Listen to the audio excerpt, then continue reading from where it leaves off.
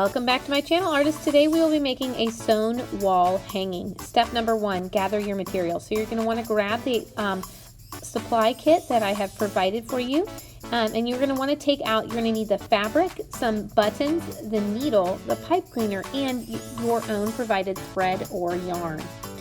And of course that popsicle stick as well. Step number 2, you're going to want to cut the yarn and tie it on. You need to cut it about 1 arm's length, maybe 18 inches or so. And you're going to stick it into the needle. You can fold it in half, or sometimes it'll go straight in the needle. Sometimes you'll have to fold it in half and then tie. When you tie, you're going to cross it over just like that. You're going to take it and thread it through. Do that a second time. So you're going to cross it over again, just like you see. I'm going to thread the yarn through and pull it tight.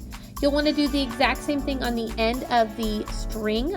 You'll want to tie, sometimes you want to tie a double knot, especially if you have a bigger needle, because sometimes it'll actually like create too big of a hole in the yarn. So you want to create a double knot if you can, or even a single knot. Step number 3, sew around the edge.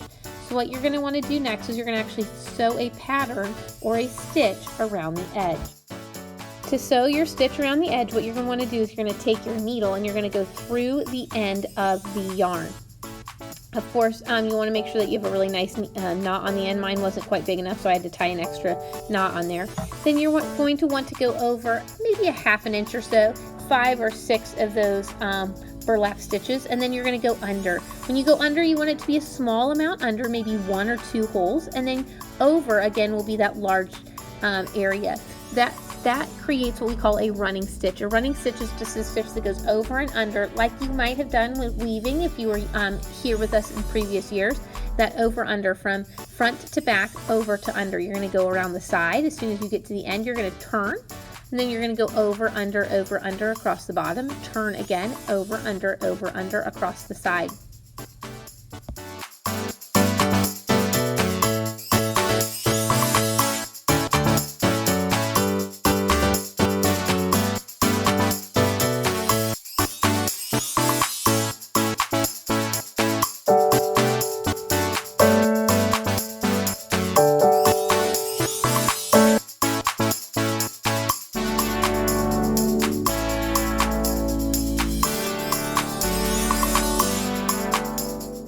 As you get to the edge, you're going to want to cut off the needle off the thread and then tie a knot so that that stitch doesn't come undone. Sometimes a double knot works, sometimes a single knot.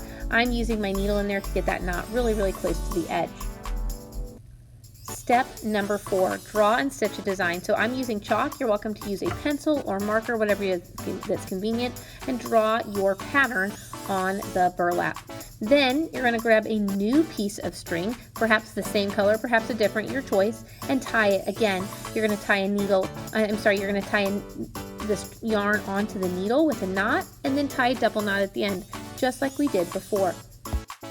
For your stitch pattern, again, you're going to have that large stitch on the front side, that large over stitch, and then a small stitch on the back.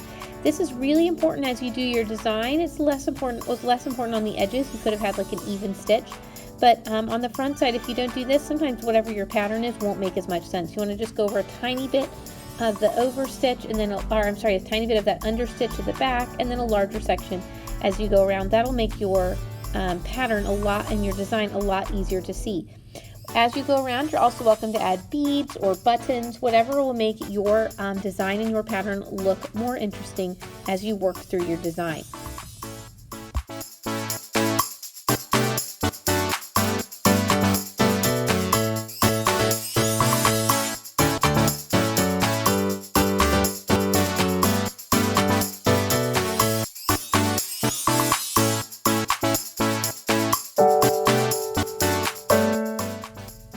Because my beads and buttons were a little bit too small to go through that needle, I went ahead and cut the yarn off to string it through. You're welcome to do it any way you'd like. You don't even need to put buttons on or beads on. Those definitely an option for you. It's just something that might make your artwork look a little more decorative and a little bit more fun.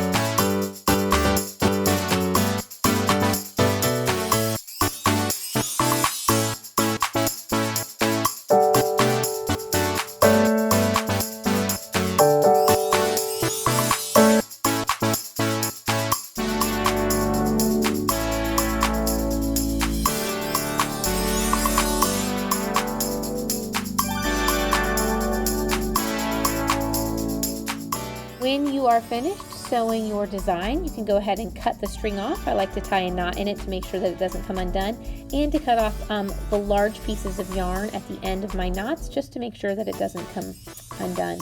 And voila! It is a finished sewn design. Step number 5, glue a stick in a hanger. So I've got a large craft stick that was in my bag. I'm going to go ahead and use it to glue. I'm going to put glue on it and leave it on the back side because that glue will come through. And then I had a pipe cleaner in my bag, so I'm going to use it as well. I'm going to step 6, pin and dry it overnight. This is important, of course, to make sure that you're using liquid glue so that it does dry.